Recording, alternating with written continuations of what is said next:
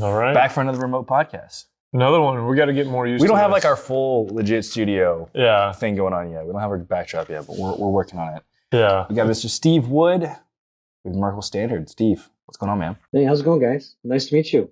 Nice to meet you likewise. too. We had the opportunity to hop on a call a few weeks ago, and I was like, we have to get Steve on the podcast because I think you just had like a really, really cool story of like the way that you got plugged into this ecosystem is like the most roundabout way that I've ever seen, coming from your paper background. So yeah, I mean, that's always like the first question that we kind of start off on is like, man, what is your Bitcoin origin story and like, how do we get here? And I'm eager to have people hear the story. Okay, well, the Bitcoin story, I guess, is kind of a long one, but I'll just back up a little bit and get to it.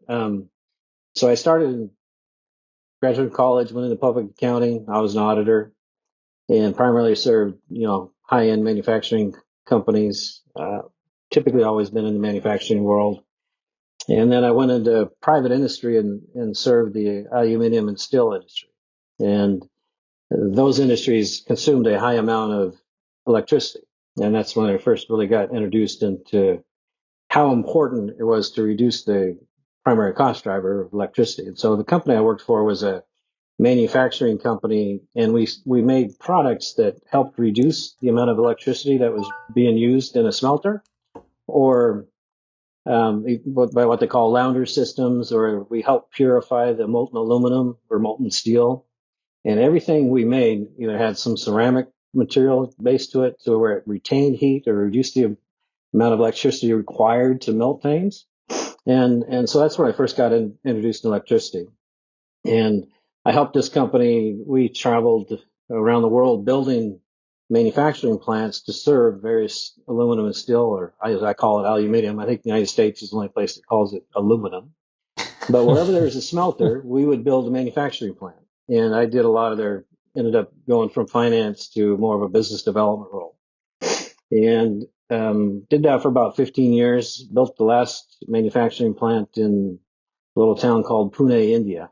And kind of retired after that, and then took some time off and started working for a health and wellness company, actually, and helped them expand overseas, did a lot of international development for them, and then retired again. And then I heard about this little paper machine up in Usk, Washington, and they needed a financial guy to come in and help them out. And they made newsprint, a lot of newsprint, 660 metric tons of newsprint a day. Wow. And as you know, it's a dying industry. It's been a dying industry for quite some time since the advent of the internet.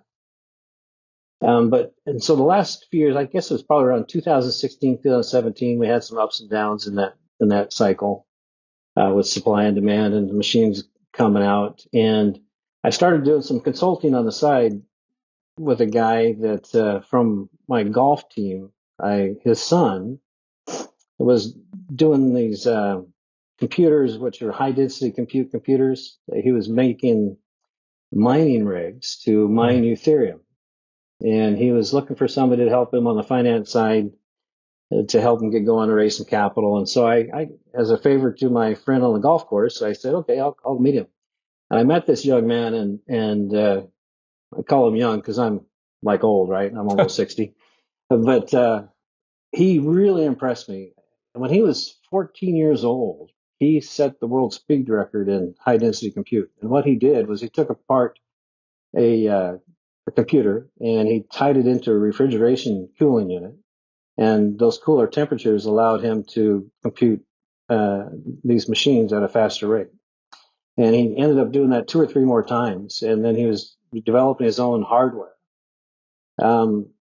And I didn't really know much about Ethereum or Bitcoin or anything back then, but he said, I'll tell you what, I don't have a lot of capital. You can raise some and we'll give you a seed fee or whatever. He goes, I'll pay you in Ethereum and Bitcoin. And I said, okay. And so I started to really dive into it to, help him raise some capital. And I started understanding how they were monetizing electricity and turn it into basically a digital asset.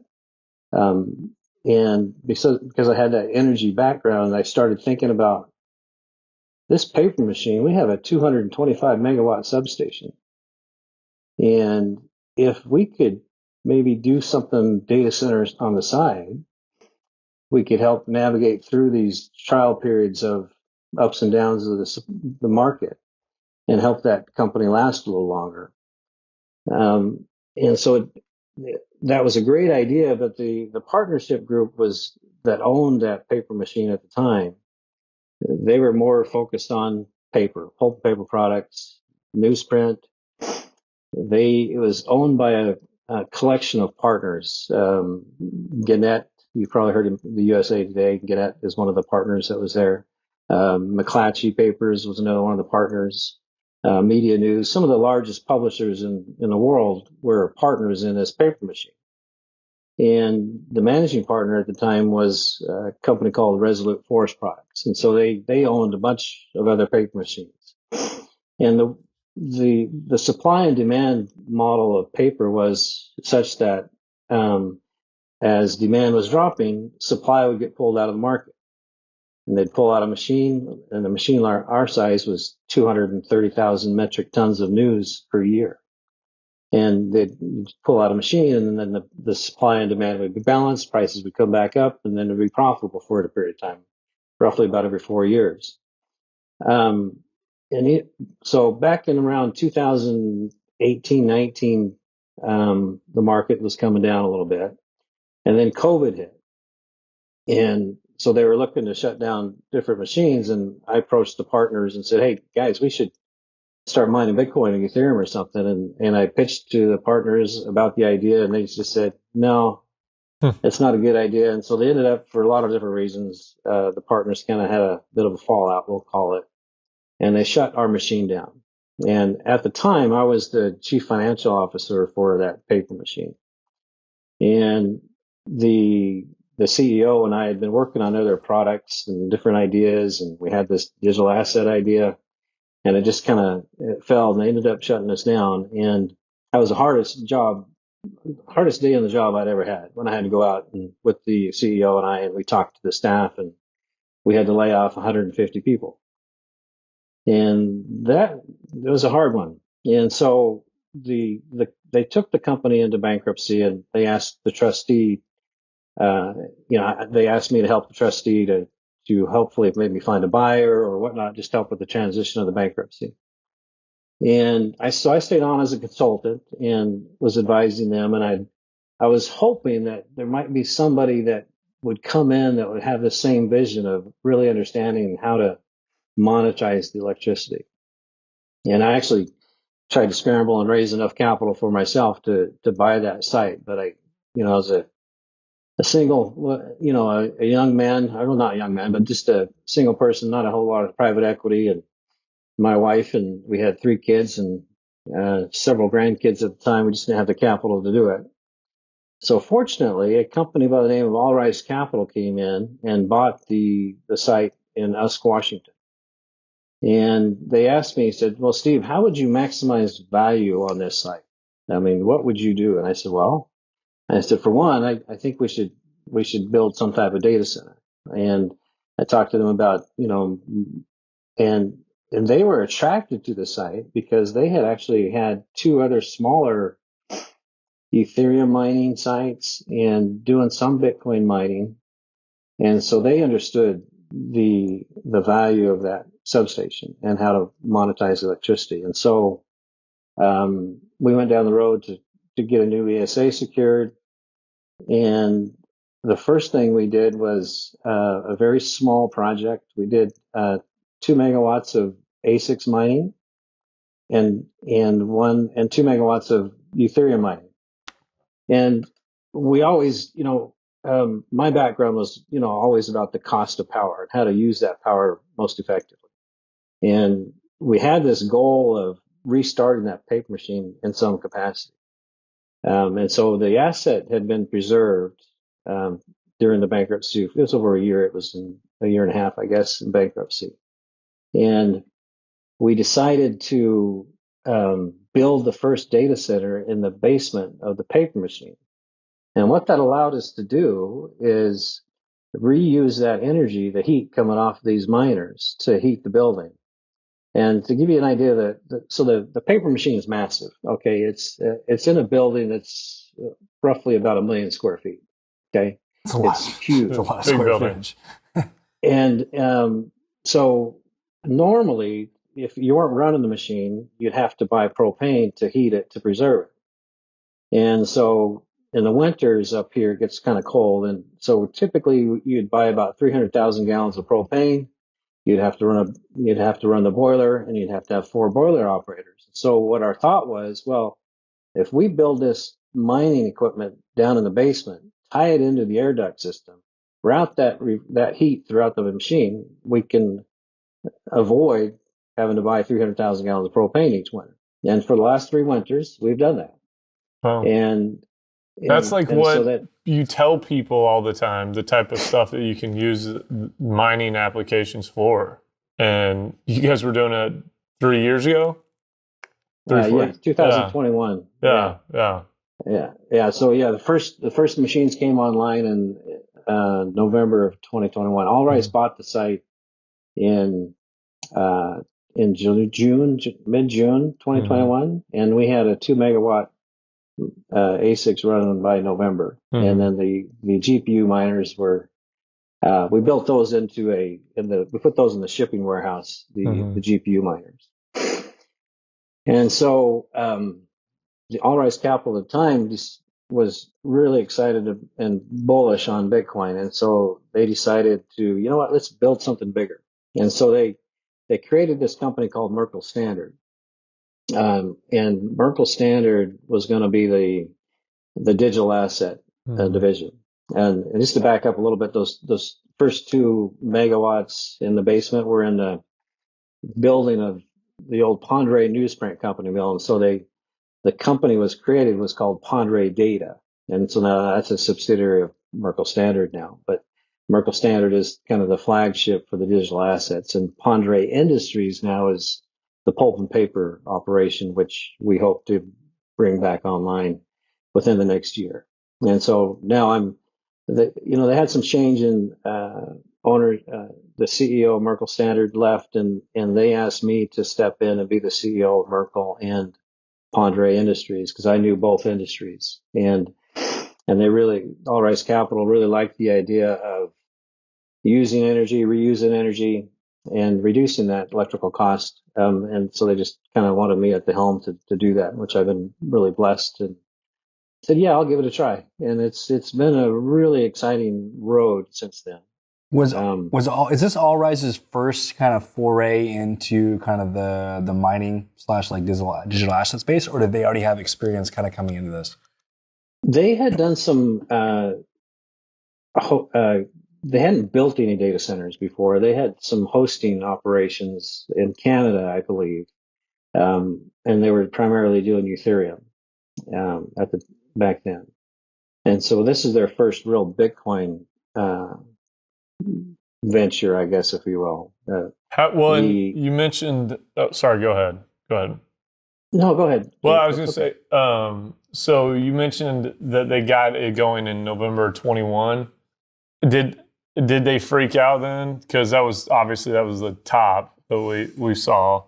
How did they handle the drop over the next 12 months? Was it panic over there, or were they still bullish on it and felt like it was something they wanted to stick with? Or like, what was that kind of conversation like?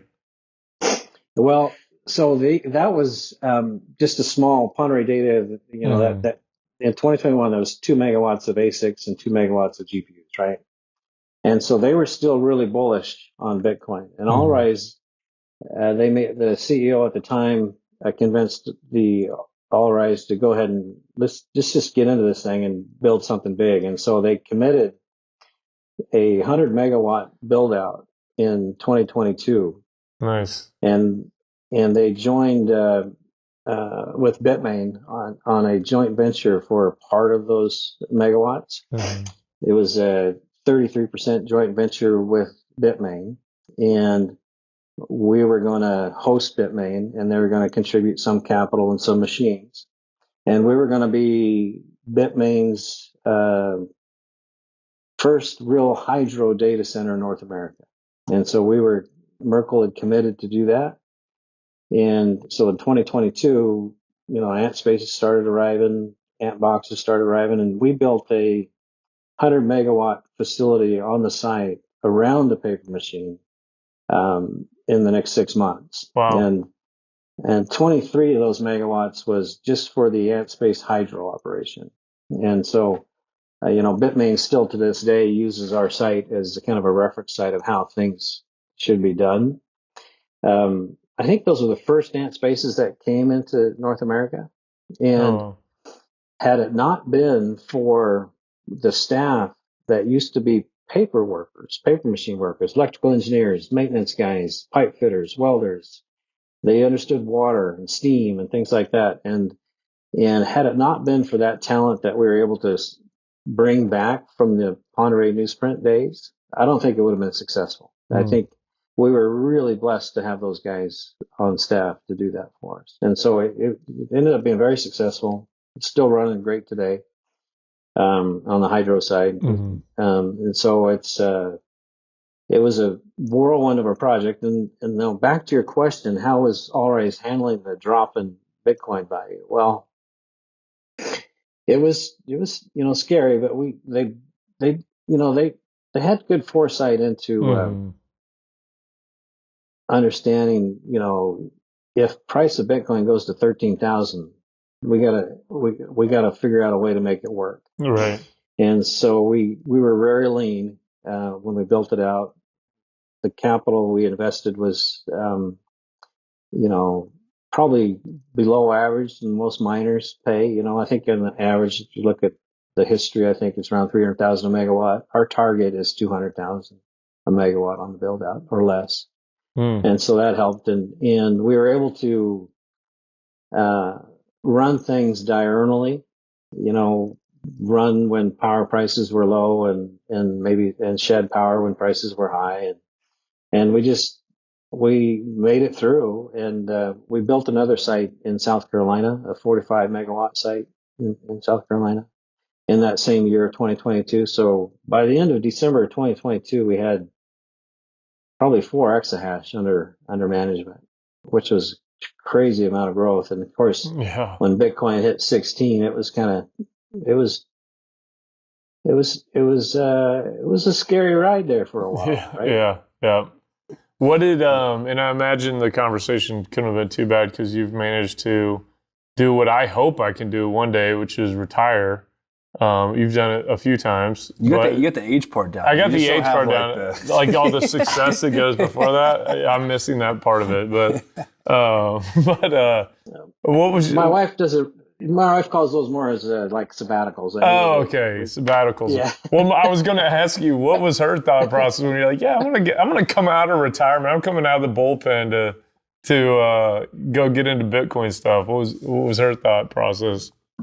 She loves stay-at-home Steve. She used to call me stay-at-home Steve. But then I'd get too much into fly fishing and golfing, and she loved it when I was cooking dinners and doing all that kind of thing. But our family, we started having more and more grandkids, and my wife loves to shop. Yeah, and they love to. We have actually 10 grandchildren now. Number 11 is on. Man, you're one of the only guys that has a wife that likes to shop. That's crazy.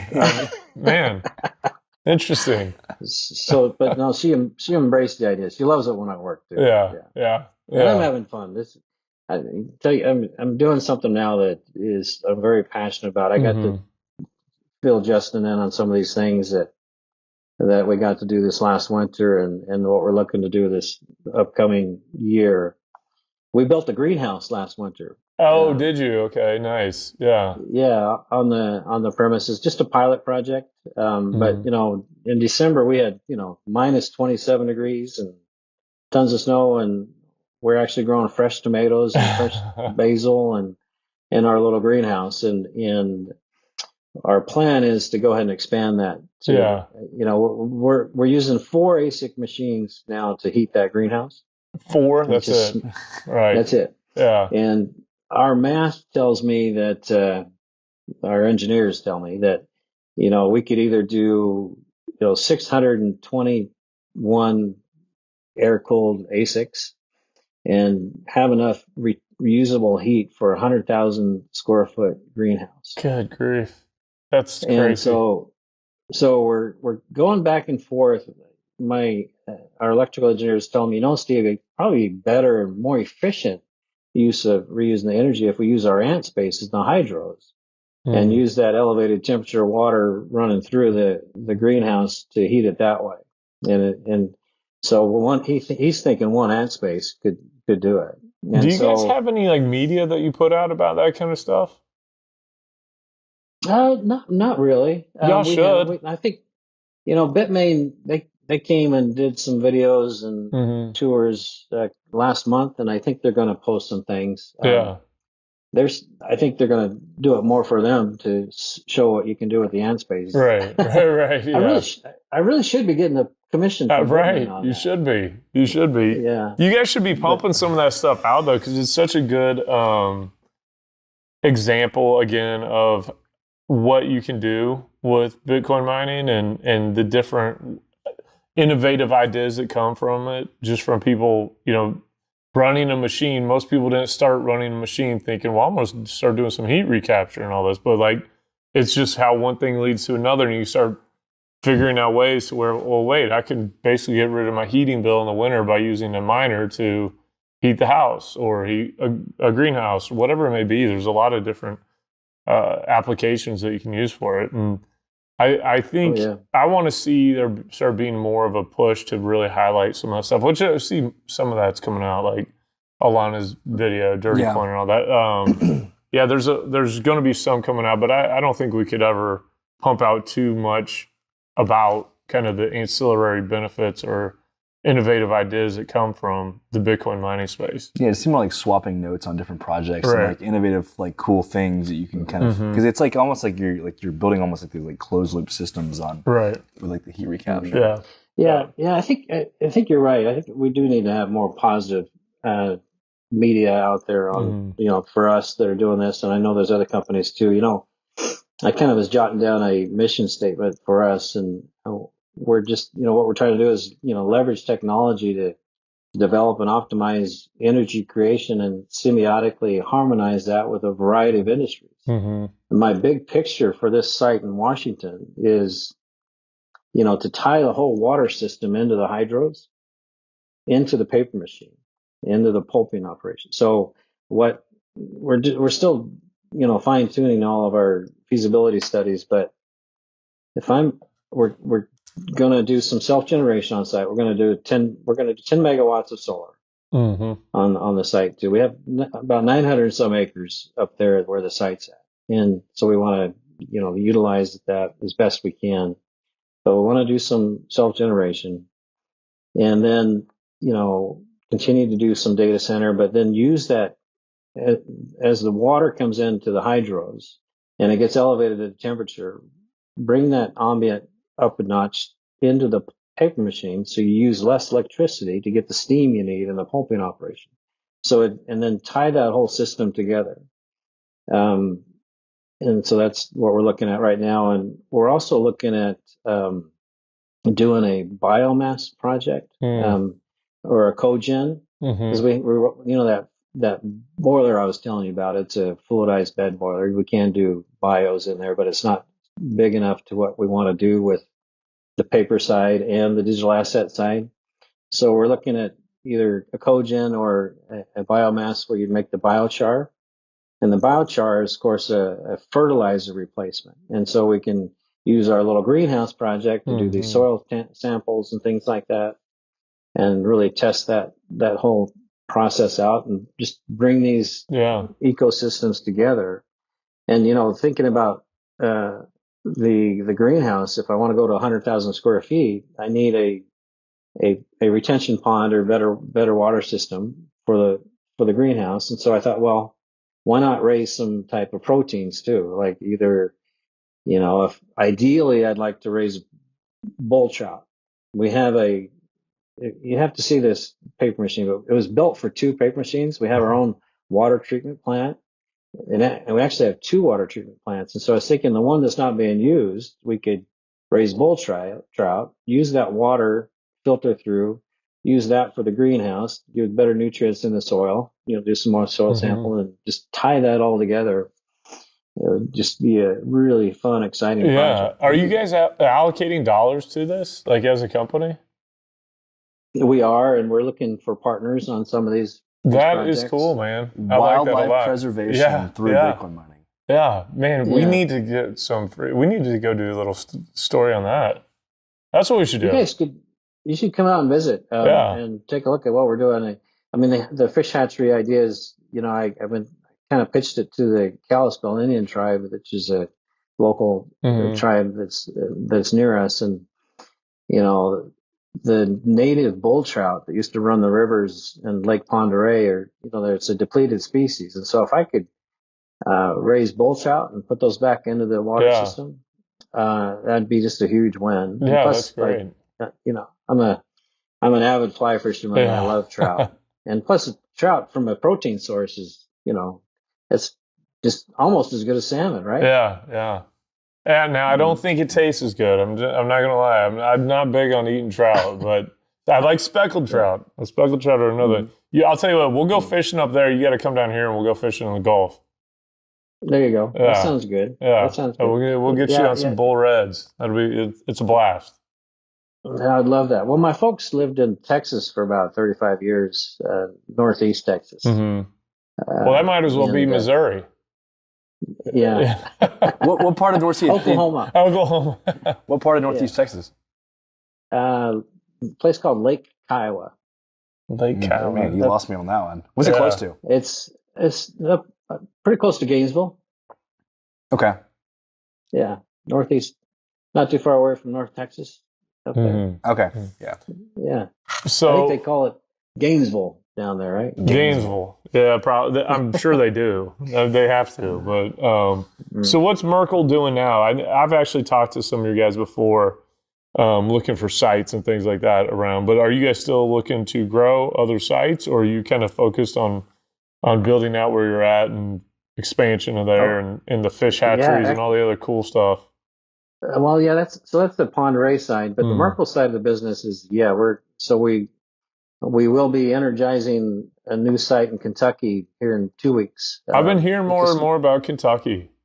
People, TVA, obviously Tennessee stuff, but in just that region. But is it on grid or is it an off-grid application? It's on grid. Yeah. It is. Okay. Yeah. I've been hearing more and more about Tennessee, Kentucky, and just kind of that whole area is an attractive place. Kentucky sounds like they're very open to mining, and they're trying to bring a lot of it in there. I was so pleased with working with the utility in West Kentucky, and they're actually helping us identify a couple of their sites because we'll have this site up and running another week or so.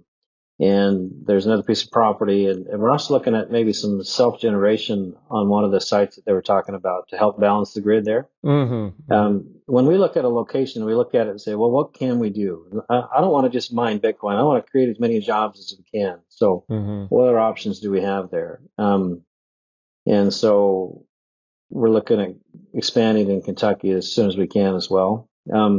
We're actually just getting ready to break down on another pretty big deployment in Memphis, Tennessee. It's a 45 megawatt site that we're building. We'll break ground next week on that, and I expect that one to be online by mid-June. Oh, nice! Wow, yeah, that's good. Is that a similar situation as what you have with the paper site, or is this something you guys are just building from scratch? This one we bought, it was a building, an old food refrigeration warehouse building with a lot of land around it. And so what we decided to do is we bought the building and the land, and we're building the data center on the land, and we rezoned that property to sell the building. And I'm not sure we've been talking to a couple different potential buyers of that building, but if they need any reusable energy or whatnot for their operations, and we'll definitely work out a deal with them. But it's going to be standalone probably. For that site in Tennessee, we're building it. One of the things that we were thinking of post-halving, there's going to be a lot of assets that need to find a low power mode option to run. And so that the site in Memphis is, we're approved for 45 megawatts, but we're building it for 60.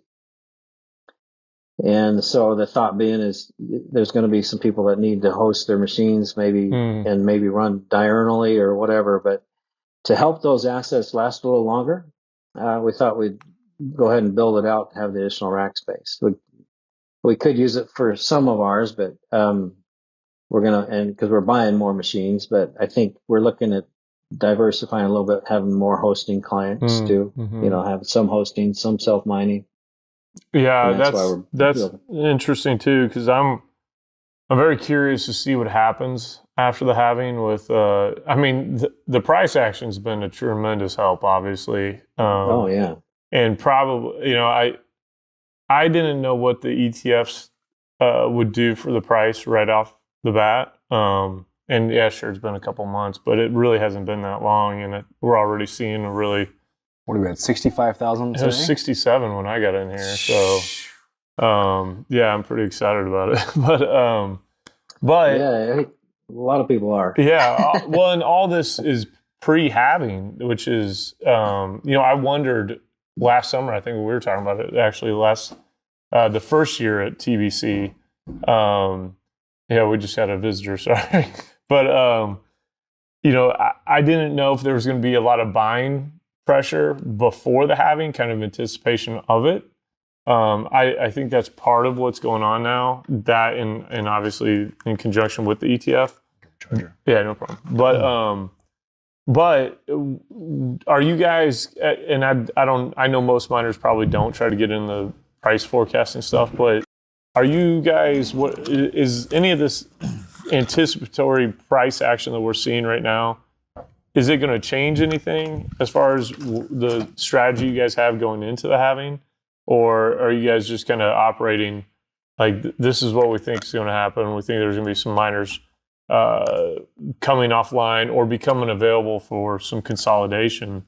Like, do you guys have any thought process on that? Or are you kind of trying to position yourself to start scooping up potential companies that might be in trouble? Well, yeah, that's part of one of our growth strategies is, to look for other miners that maybe have some good assets that maybe just are over leveraged a little bit. Yeah. Maybe we could either fold them in like a roll up type of deal into our entity. Well, and I know our goal is. Oh, go ahead. Our goal is to, obviously increase hash rate, right? And so you can do that by building, like, we build our own data centers, or you can acquire them. And so we are looking for, acquisition candidates as well, or companies that want to, maybe contribute some assets and help build one of these sites out. Yeah. Because I just picked up another site. Actually, I'll be closing on it today, another 15 megawatt site in Tennessee as well. Are these mostly greenfield, or are they have a building on them, or something that you're planning on utilizing for the operation? Most of these, like the smaller ones, like 15 megawatts in the Kentucky site, are just greenfield. Yeah. But they're near a substation. Yeah. Or there's excess energy in that particular part of the country. Like we bought a site in Oregon too, that needs somebody to take some of their power, and we're, what a perfect company to, take somebody's power when they have excess, right? Right. Yeah, I'm curious to find out too, and I know you probably can't say, but have those conversations started with other miners at all? Like, do you feel like there's any miners out there kind of dipping their toes in the water to try to get bought before the halving occurs? Yeah, I've had two of them approach me recently. Right. Yeah. And they look like, I like to see, where are the synergies and like people that we want to partner with, and there's a lot of synergies between these two companies, and I can see it working out pretty well. Yeah. I'm also looking at, some of these new ideas for generation, whether it be geothermal or or gas fired. Mhm. I'd like to get to Texas. I've looked at Texas a couple different times, and Hey, we got tons of deals, man. I need to come hit you up. okay, Yeah. yeah, well, yeah, no, I especially Corpus Christi, ERCOT, Mm-hmm. that kind of area, Mm-hmm. very attractive from my perspective. Yeah. I kicked myself because Northern Data picked up that site, Saxon Saxit. site, Right. Yeah. and I really wanted to do a deal with those guys. Is it like a crown jewel or And something? then- Everybody fighting over this one site? That bootstrap site, man. Everybody wanted it. Really? Yeah. Mhm. Yeah, but there are other opportunities in Texas. Yeah, there are. But I'm talking to another company right now about something big there in Texas too. And it could work out pretty good to maybe even be better than what Saxit was. Really? Wow. Okay. Yeah. Well, yeah, that's exciting because that is a good project right there. I think it's 150 megawatts right now. Like you go to 300, and yeah, that was a good project. But yeah, I'm curious to see. I'm really anxious about it. I was at a mining company before back in the day, and I being kind of outside a little bit now. I mean, I'm at Atacon Energy, which we have a big site up in North Dakota, so not too far from you. But I just got over there. But over the last year and a half, 2 years, I've been away from it a little bit, and I was always just, really anxious for the halving to see what's going to happen because I don't know. This is like the first one that there's going to be where institutional money is involved. The past ones, I think it was still there was some. I'm sure, like you guys, it sounded like you guys had some stuff going, but not a lot. And it really sounds like it really picked up in 21. But this is the first time where we're going to have like big money folks in the space during the halving where you're going to have some consolidation. You're going to be like oil and gas more. Mm-hmm. That's what I think. Mm-hmm. Yeah. We almost did something with Atacon in North Dakota. We came real close. I know. I really heard about it. Yeah. Yeah, I really like Joe Dillon. He seems like a really stand-up guy, and Yeah. that site there. And I knew some of your other clients that were going in that site. Well, we and still got room. Still got room. You want to come? Yeah, you guys. We should talk some more. We got another phase coming on. Oh, is that right? Yeah, because that's the ideal location to do this.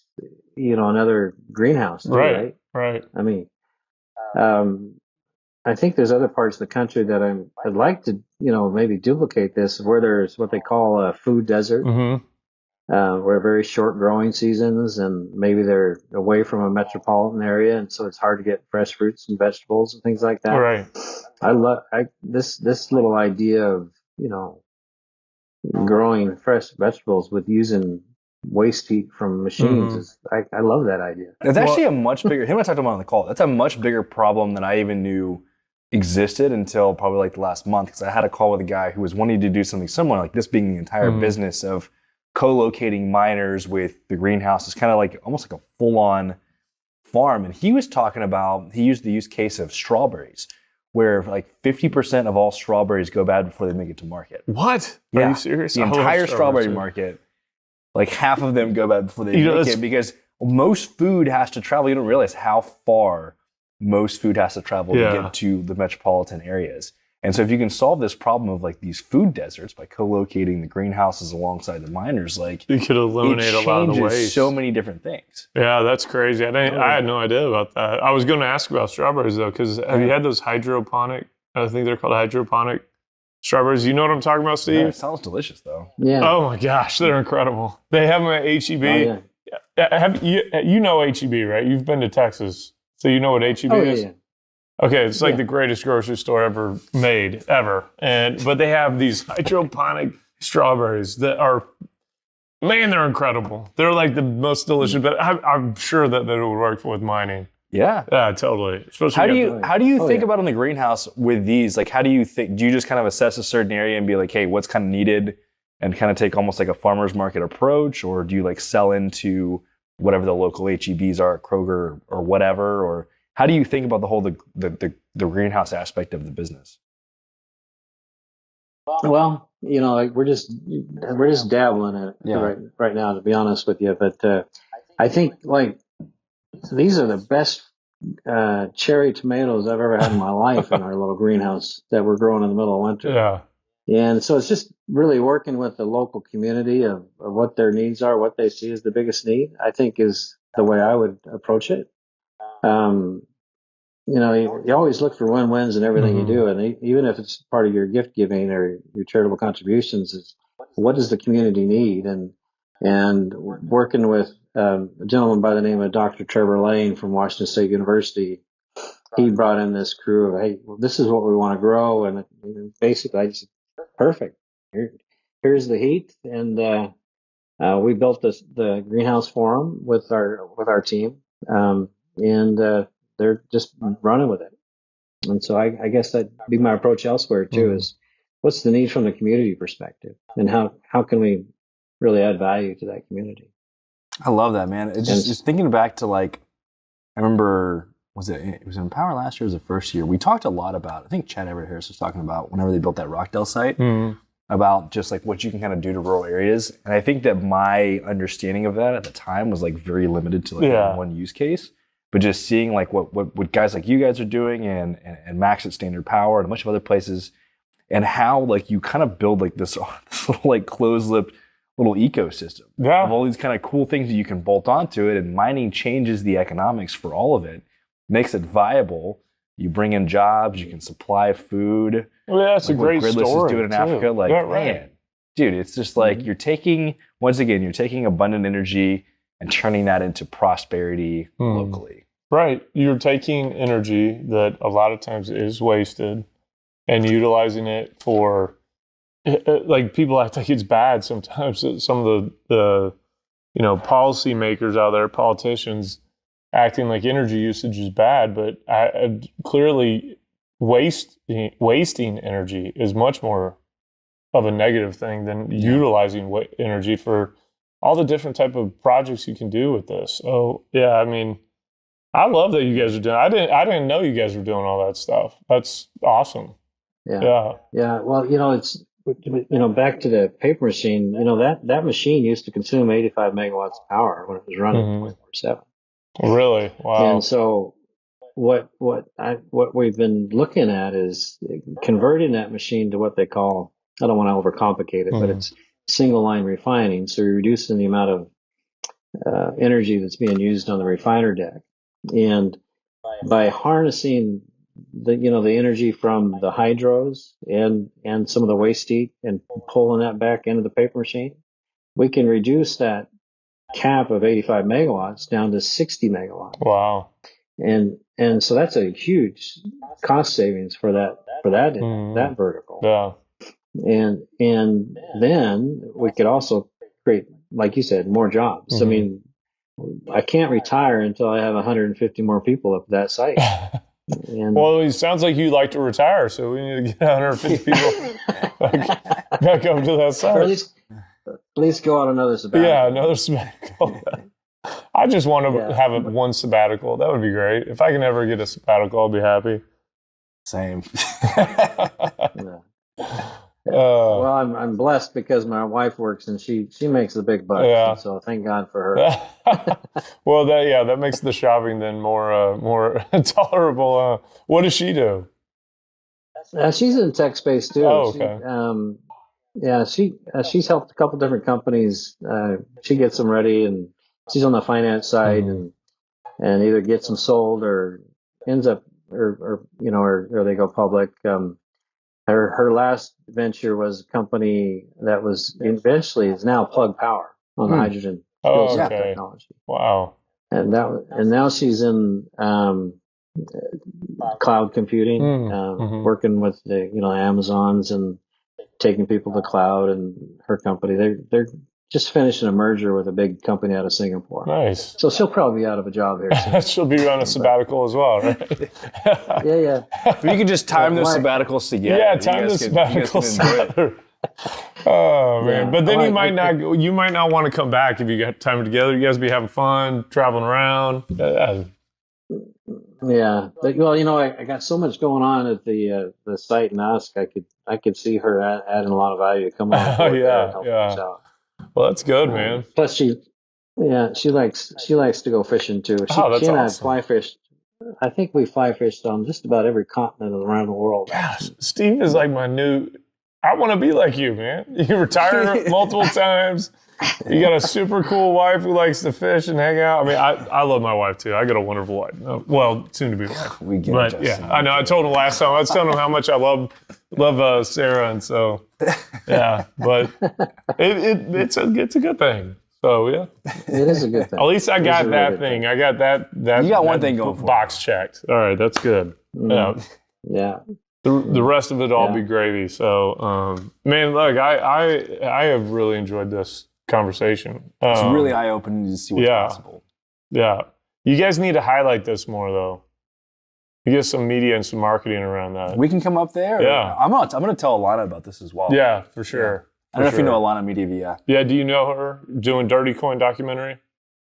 I don't think so. I don't think I've met her. Oh, man. This She's would been be on the show. If you go back to like episode 7 or 8, I Yeah, think, right. we had her on the podcast. Oh, okay. And she's a Okay. filmmaker, and so she did this thing called Dirty Coin, which is like the big one. But then she did this kind of little side project as she was shooting that. She spun off a 20-minute mini doc called Stranded, focused on like stranded and wasted energy, and really did a highlighted focus on what Gridless is doing in Africa, which is very similar to what you're doing here. It is, right. Really, really Yeah. cool.